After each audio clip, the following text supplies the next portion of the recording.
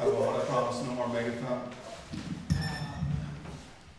The Walmart logo is clearly just a sphincter.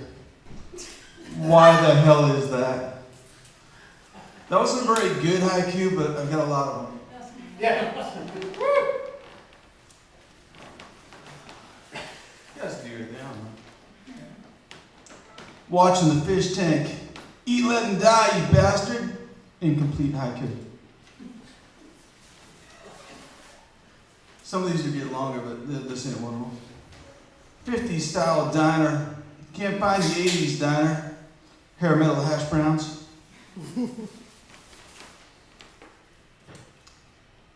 Bright slats of sunlight between cars in a parking lot. Venetian Volvos. That one was actually accidentally an actual haiku.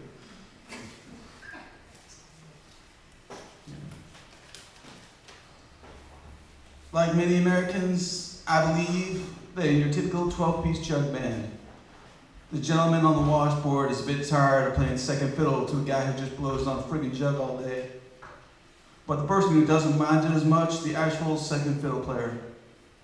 I tend to believe that he enjoys playing with the primary fiddle player, his mentor, and the tertiary fiddle player, who is perhaps his younger brother. It seems as though the only person in the band with any sort of ego is indeed the primary washboard player. Truth be told, that even the secondary washboard player is a pretty cool guy. Up until somebody told him he was in the wrong key, he thought he was just doing laundry. And of course, the tertiary washboard player legitimately was just doing laundry. But due in no small part to the Karate Kid aspect of things, whereby using those washboard motions repeatedly throughout the day, trying to keep up with laundromatical needs of this 12-piece band, the tertiary washboard player actually becomes the strongest member of the band. And it is therefore he, the tertiary washboard player, and not the primary washboard player, who has the strongest right to ego. That used to go on way longer, tied into Sammy Hagar for some reason. I cut that in a third. Yeah, it's I went through a little bit of a Robert Frost phase. A lot of people don't know a couple things about Robert Frost. One, he never liked being called Bobby the Iceman. Two is that he was from Lawrence. You don't realize that until you read all his older poems, which were about his car being stolen.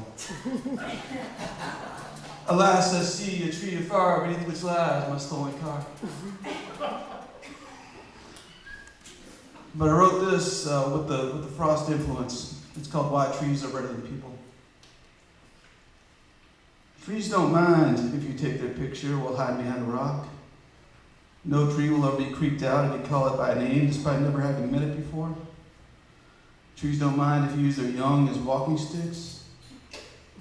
If you urinate upon a tree, nobody considers it a freaky fetish. But most importantly, no tree will ever give away your location by screaming in the fire. This tree, you can check that shit out, try it sometime. We don't bother them, and they don't bother with us. He seems bothered by that.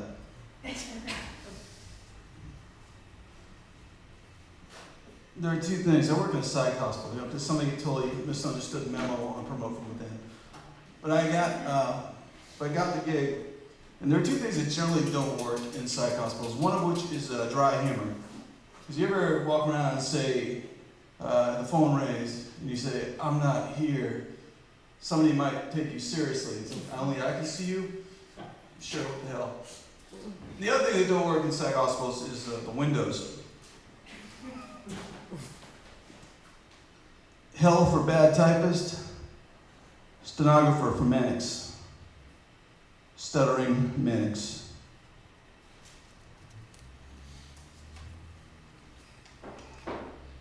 I woke up one morning, I realized my hand was missing. Luckily, they still have second-hand shops. Because that ain't something you want to buy from a pawn shop. You never know who's going to come back looking for it. Other than the fact that it's going to be some guy with one hand. And you probably could take him. But he's got better parking. When I was a kid, there's this really cool toy called Colorforms.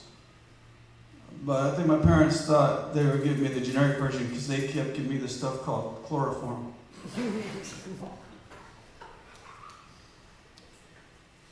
Oh man, some kids, they go into rehab way too early.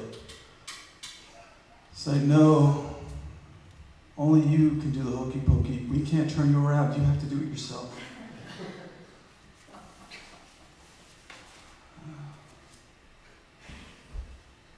A clown with one leg, trying out a pogo stick.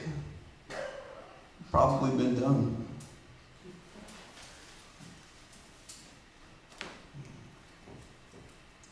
You ever find yourself in a nondescript room, staring through a window into an identical nondescript room and thinking, holy shit, I'm a vampire? Creativity is the difference between name calling and just labeling.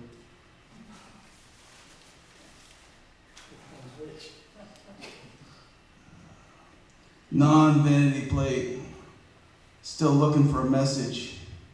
I think it says Rorschach. Sirens in a song, make me check the mirrors. Damn you, Supertramp. Tree falls in the woods, lands on one hand clapping. Chicken ranch pizza.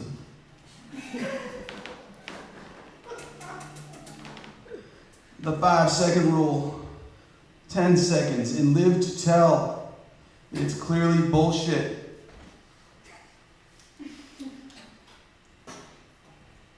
If you're gonna have a barn burner, the most important thing you need is permission.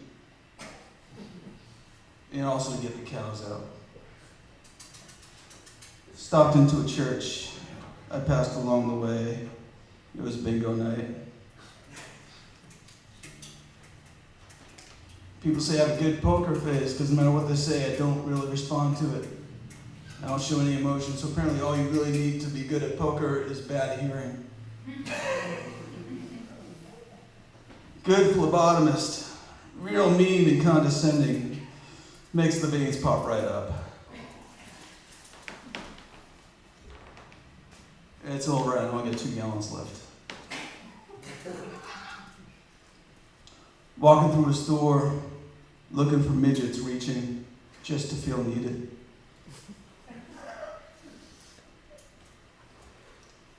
You get free stickers, and they have small metal nipples. And that's how I convinced somebody they really should just go through with the EKG. Take it to the bridge. All the directions I ever give, whether there's a bridge or not. And that's why I learned how to give directions by listening to James Brown.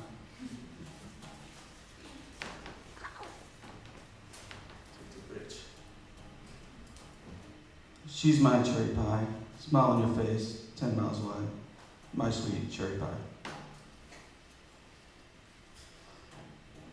Here, kitty kitty, catfish don't come when you call. Tank gets in the way. Experience is the difference between paranoid and gun shy.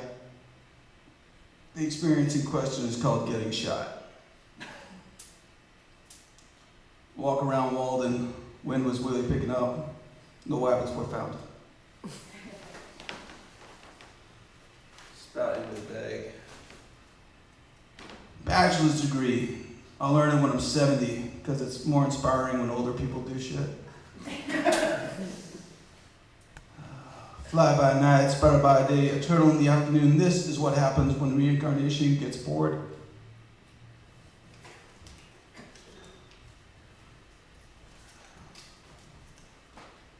Funeral parlor.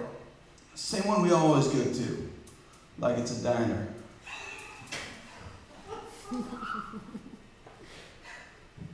Pigeons getting fat, breadcrumb diet not working, and the hawks are complaining.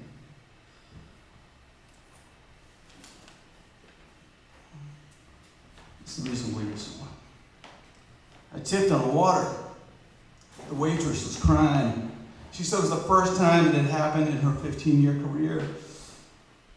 There were streamers and balloons. The media had been notified because I tipped on the water. Give her a dollar bill just because she brought me something. Same damn job she does all the time for the beers. I tipped on the water. I wasn't sticking around for the press though. I was a celebrity now. Waiters, bartenders everywhere wanted to confirm that I wasn't just an urban legend. Immortality cost me $1. Totally worth it. Thanks for hearing me out.